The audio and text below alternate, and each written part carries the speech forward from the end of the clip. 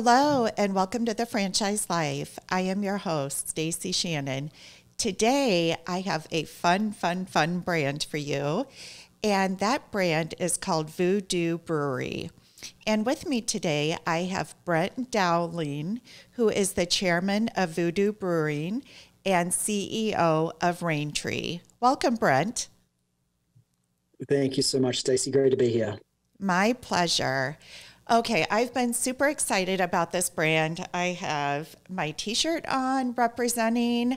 I also have some sample beers here. So should we cheers to get started? And then I can, instead of water, then I can sip on my beer. That's the right thing to do. What do we got there? We got a lacto cooler. I will join you with a lacto cooler. All right, so here we go. We'll just crack one open. And cheers to you, Brent. Cheers. All Cheers, right. Stacey. Okay, so now let's get down to business. That's pretty good. So I do have to say, as we get into this brand, what's really cool is, so I'm located in West Palm Beach, Florida.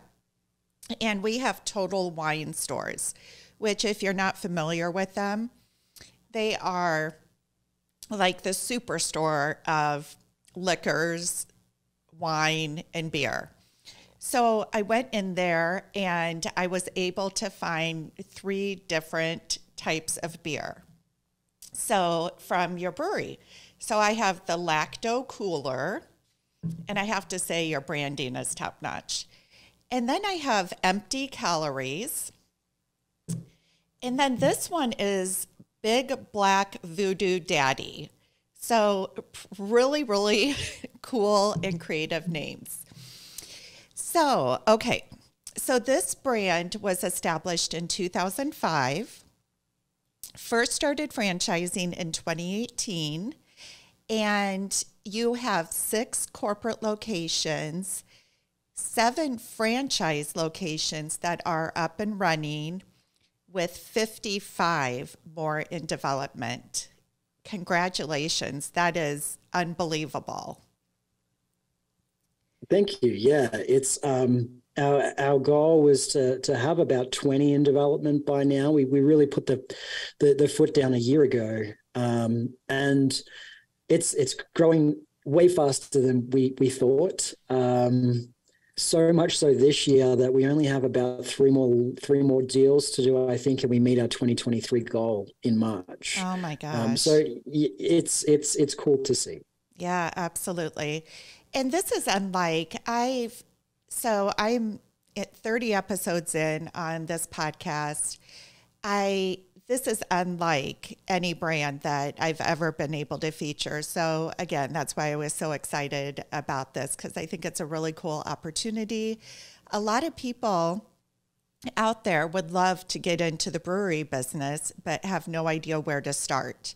So, and that's what's really special about Voodoo Brewery is that, as I understand it, all of the beers are brewed at the corporate location, and then the individual breweries throughout the United States, they feature all of the beers, but they don't have to brew the beers on site. Is that correct? Absolutely. Yeah. It's you hit it on the head. Everyone wants to be, not everyone, a lot of people want to be in the brewing business until they get in the brewing business. And it's difficult. It is tough, dirty, hard work. And so it was a smart move by the founders to figure out how to share this top 50 internationally rated beer with the country in a way where folks didn't have to do the hard work, where we could preserve the quality of it and just allow them to receive it and be the hero that gets to talk about it with their communities, share the goodness that we believe is voodoo without any of those headaches. And at the end of the day, for somebody that is looking at this as an investment, what that means to them is a lower capital investment, because you're not having to build the brewery side of it. So let's just take a step back. Brent, you have a pretty incredible story. As I introduced you, you're the chairman of Voodoo Brewery. But you're not a founder of the brewery. So just talk me through how you were introduced to Voodoo Brewery and what your journey has been. And that leads us then to you also being a franchisee within the system. So go ahead and let's dive in and share your story. Yeah. So you'll see behind me, I'm actually in the Raintree offices today. And what Raintree is a franchise development company. We work with a select group of brands to find the right franchise owners for them, to build their marketing programs and grow the brand through franchising for them. And in 2020, Voodoo Brewing came across my desk as an application for our newest brand. I saw how unique it was. You kind of sort of leaned into that idea too, and it sounds like you see that as well. It's something pretty rare. Got excited about it. We offered them a position here. We sent them a partnership. Got started at the very start of the year, and then we all remember what happened in March and April of that year. And so what ended up happening was I get a call from the original founder, one of the founders, Jake. And Jake sort of said, look, Brent, I just had to close down all 7 of my pubs. It's just not going to be possible to fund a national development program. We don't have the money to put into the marketing or the support infrastructure for our franchisees. We're going to shut it down. And I just knew that this was too special of an opportunity to do that. And we also had a hunch. I got a partner that's smarter than I, Mike Edwards. We talked about it and we thought, look, let's look ahead here at what's happening in the world. By the way, these conversations took a few months. So we're already seeing some restaurant reopenings, but some staffing issues. And what we realized was they'd already built this post-pandemic model that had been perfected over the 15 years before they franchised it. And why that is because they wanted to focus on what they do really well, which is some good food and some good beer. And they wanted to get it out of all the customer service. They wanted to make this model just about getting great beer to folks and do that as efficiently as possible. So what that ended up in is being what we call here a European beer hall model, where there's no wait staff, no food runners. You simply order and you pick it up yourself at the bar while you're grabbing your next round of drinks. And so that meant when we looked at it, there was only 6 employees needed for this business model. And we just thought, wow, this is such a rare franchise opportunity where it's got a product that's validated unlike any other product we'd seen. It won awards all around the world for how good this beer was. Plus, they don't even know it yet, but they're ahead of the curve and where the world's going, and people are going to want to eat still, but restaurant owners aren't going to have the staff to fulfill that. And so long story short, we sort of offered to fund and to come in and to buy into the franchisors. And so we kind of recalibrated some things for the rest of 2020 and started a little bit slow in 2021, dabbled. And as I said, last year was our full first year of going national, and it's been a heck of a ride since. Yeah, I would say so, with 55 locations in development. So what role, and just out of curiosity, what role do the founders play in today's structure? Yeah, Matteo is still very heavily involved. The brewing side is a separate entity. And so he's hyper focused on making sure, and we have a good problem in that we have a lot of franchises opening and we need a lot more beer than ever. And so he runs that. His whole mission is to ensure that we continue to serve the best possible quality liquids that we can and make sure that that's some of the best in the world. And so he has a whole team, a production team. He's still running the brand, running it all. And just with the growth that we're seeing and the franchisees' growth, right? Like, in terms of the amount of beer needed, I remember I was going to be the first franchisee before we got crazy on the franchisor side. We did kind of a guesstimate on what a franchise location would do. And our guesstimate was, look, we think we could probably do 750,000 in revenue in the first year. And I can't tell you exactly what it is because it's an earnings claim. It's not in the item 19 and I'm not going to do that, but it was not that.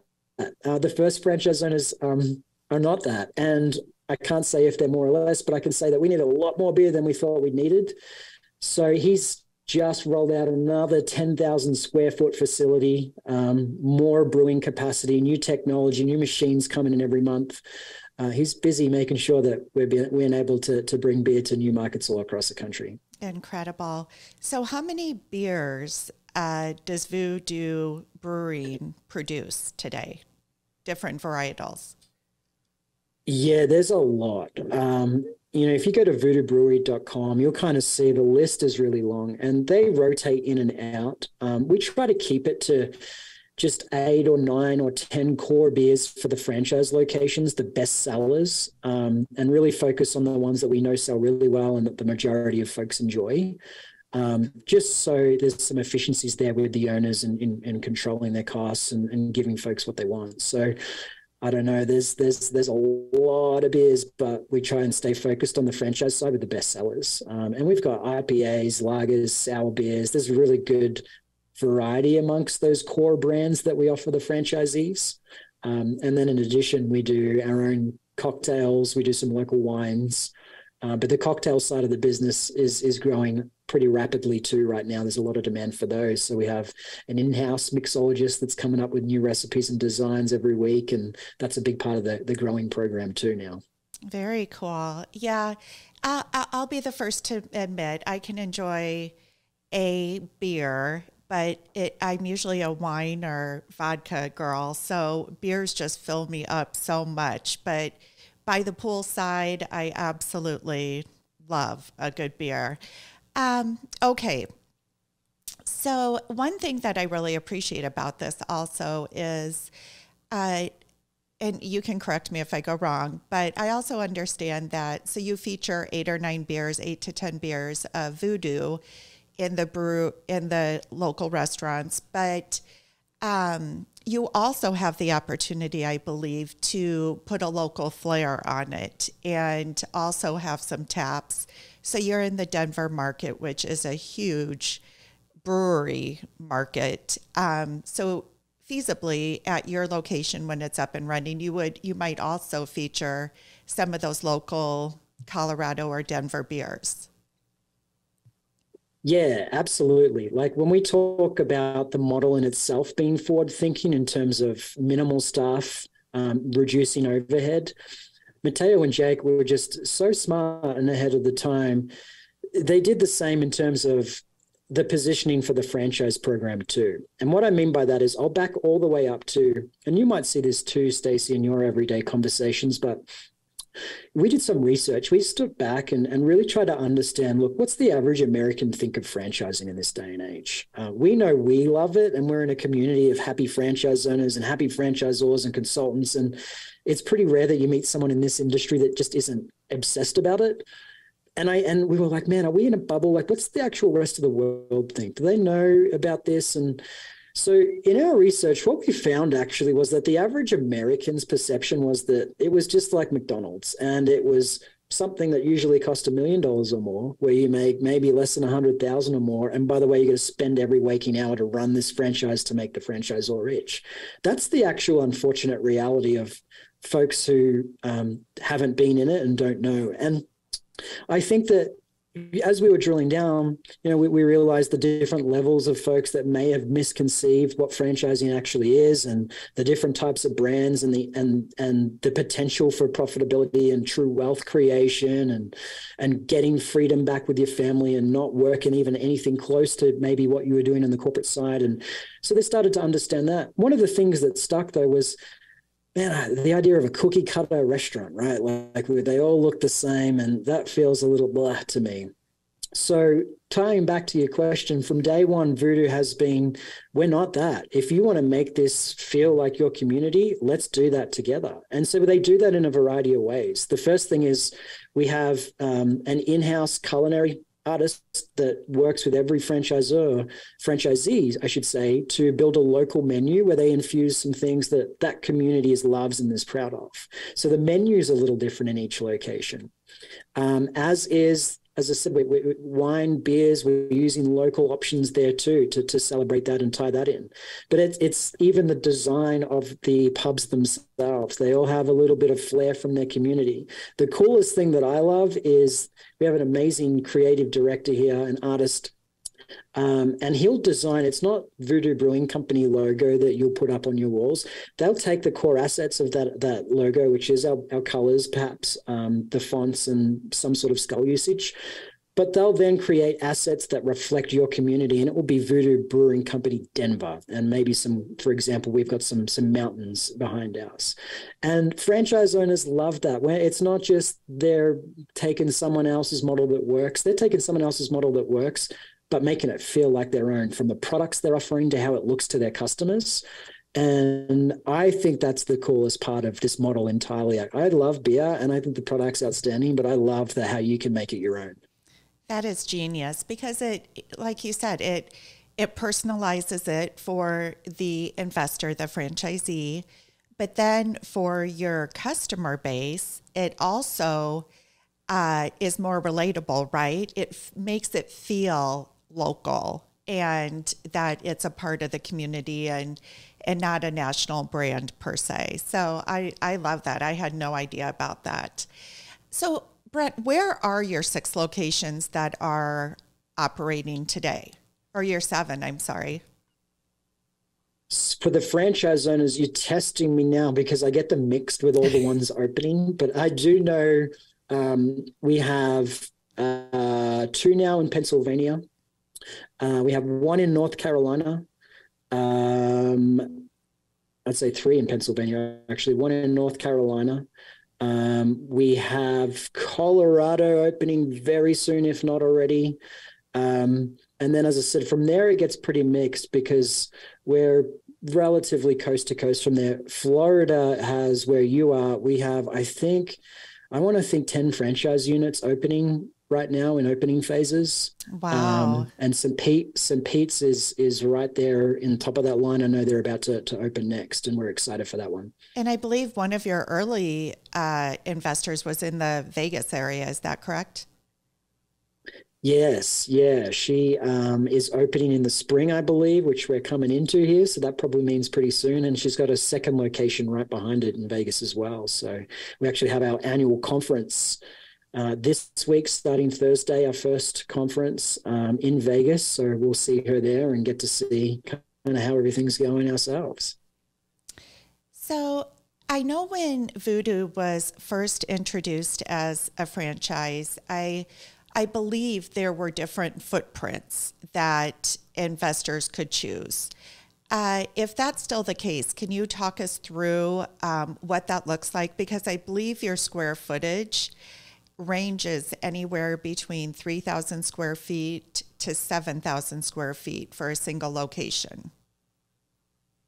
Yeah, it's exactly right. It's 3 to 7, and it's quite a range. Again, we want to be flexible with different markets, different franchise owners. The ideal location, right? If we had a pick, it's 4,000 square feet. That's enough to fill very busy Thursday night, Friday night, and all day Saturday and Sunday. But we can still make 3 work and up to 7,000. I believe the St. Pete's one, which you might see coming soon, as I said, is closer to that higher end. We do, again, like there's not a ton of bells and whistles. We've really smart design in these stores. They look as I said, it's cute. It feels like a local community, but when you walk into a Voodoo, you immediately still know it's a Voodoo. But we design that in a way that's very cost conscious. We want to make sure that we're not that franchise that's $1 to $2 million, which has pretty much been the brewery franchise experience until Voodoo. Our range is $350,000 to say $800,000 right now, depending on store size and market. But we want to be really cost conscious and make sure that, most of the folks that are coming in have plans to open up more than just one. As I said, the founders, they opened up and ran successfully, I think 6 or 7. So that's the model most people want to follow. And we want to make sure that they're in a good spot to do that. So you're really focused, what I'm hearing is on multi-unit ownership, preferably with investors. Yeah, I think that's always is what we love to see. Now, I would still say this: the majority of the system are one unit. We're not a franchise where we sort of dictate from day one. You got to commit to 3 or 5 or 10 right now and pay for those up front. We believe in the model, and we don't want to lock up any territory either. We see how much demand there is, so we're totally cool with the majority of franchise owners saying, "I'll just start with one. I'll focus on that, and then hopefully my territory is still available. I'll buy more as I go." Yeah, and for individuals new to franchise investment, many times there's that fear factor, right? They don't want to overcommit themselves until they get their feet wet and experience. And then, there's so many times with models like this that I hear they commit to one location, they get that location up within a few months, they see the success, and they immediately are reaching back out to secure the second and third locations for future development. All right. So we're talking about, investors and franchise owners. So what does the ideal candidate look like? So let me just share, some of the material I have available to me. The number one bullet is genuine humans who aren't jerks, which I think just absolutely represents this brand. It's fun, it's creative, it's appealing. So let's talk through, besides genuine humans who aren't jerks, what does your ideal franchise owner look like, and what type of experience do they have? Yeah, absolutely. You're right. So the first thing we're looking for is culture, and people who aren't jerks is obviously a big part of what we're looking for in culture. We're looking for folks. It's a little bit of a contradiction, but there's certainly a dichotomy in the folks that we like to see come through, and they seemingly relaxed, not super high strung, and I got to open up 10 locations and make $10 million right now. They're relaxed, and they're doing this because they want to do something first and foremost that they can truly enjoy, and in a lot of cases do with their families, feel like they get more ingrained in their communities. It's about that more than anything. It's about supplying a great product and providing yourself, your family, and your communities with a good time.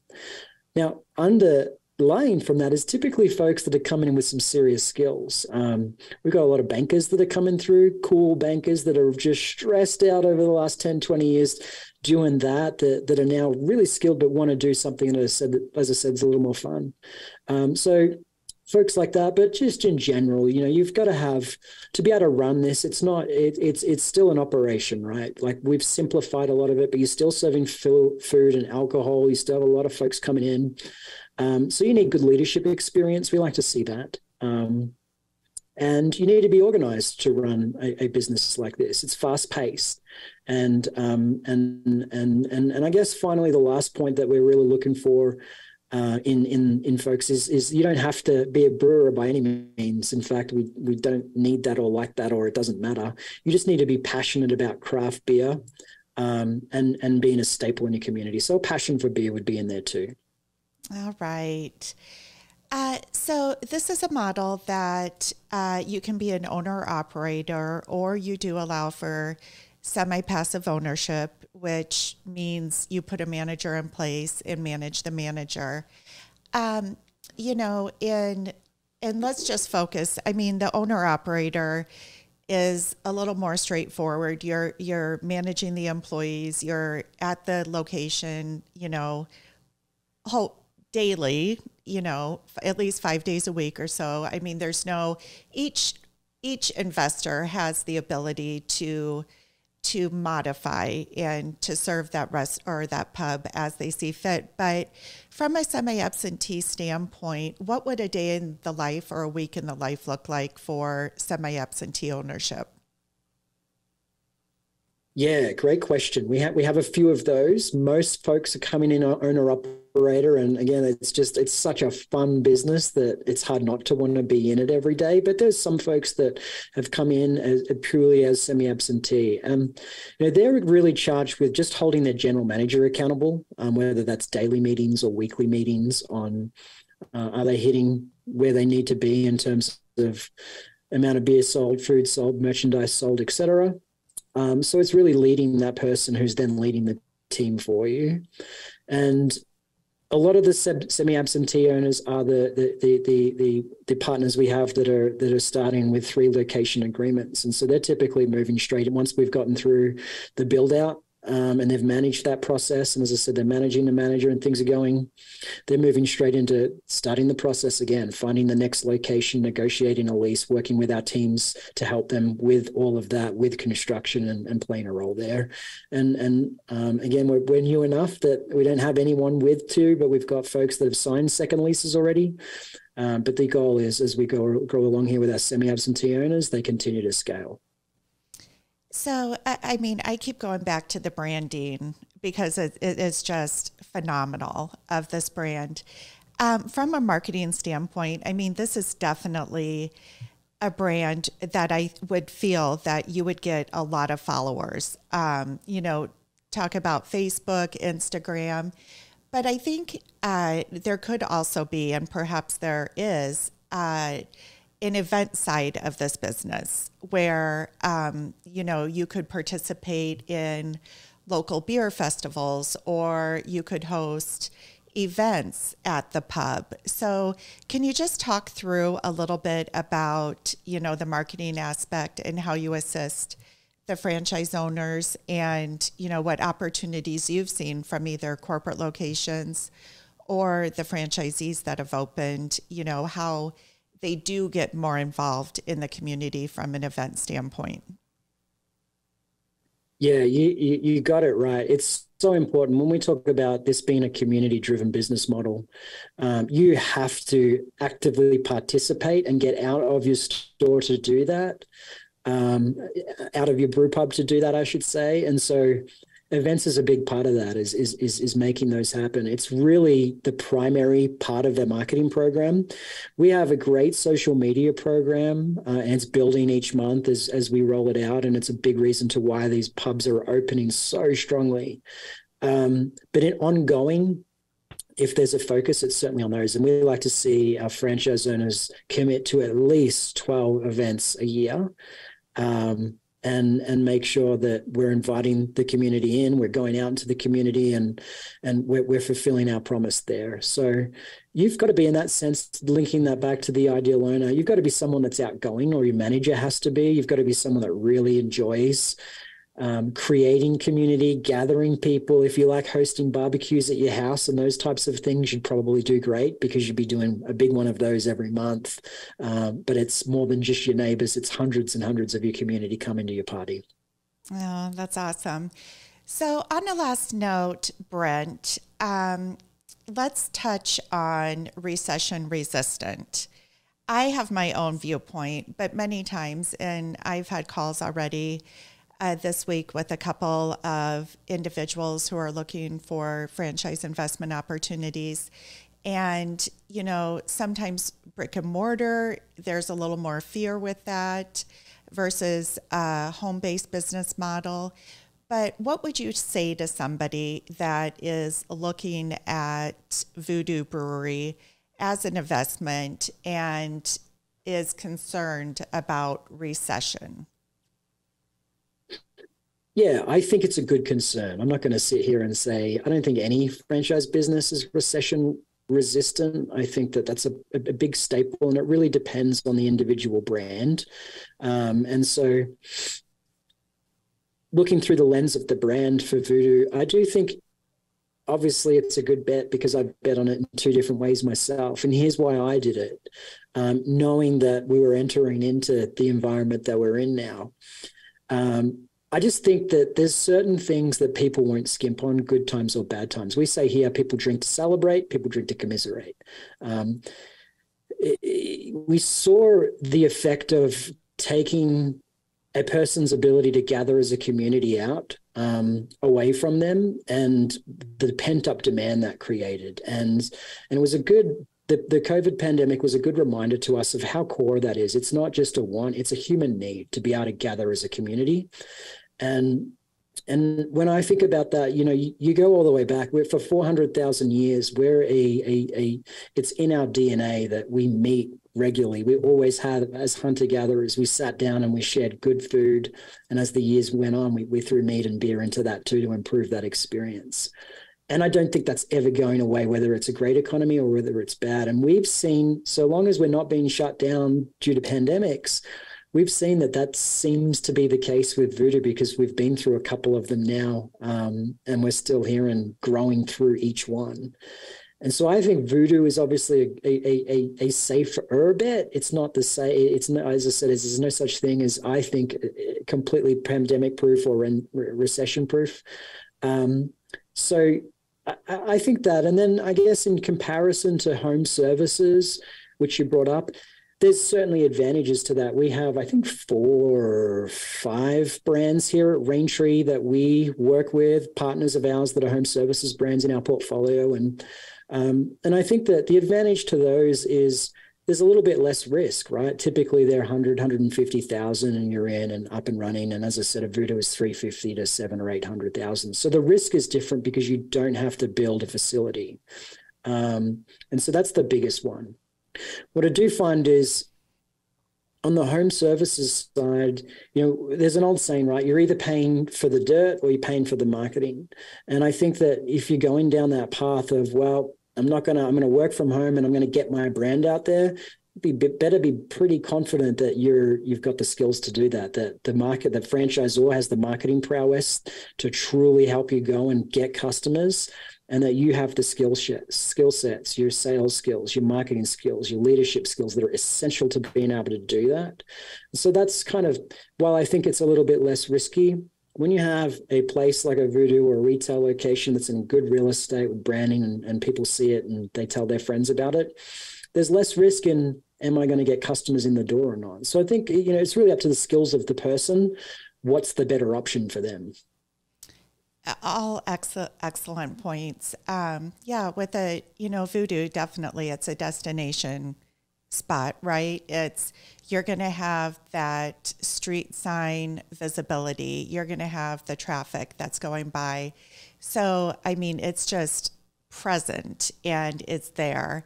Whereas, and I've owned a brick and mortar and I've owned a home services, and you're absolutely correct. It's, when you own a home services and it's a business that you're running out of your home, you're hugely dependent upon marketing and getting out there. So, great perspective. I appreciate, everything that you shared there.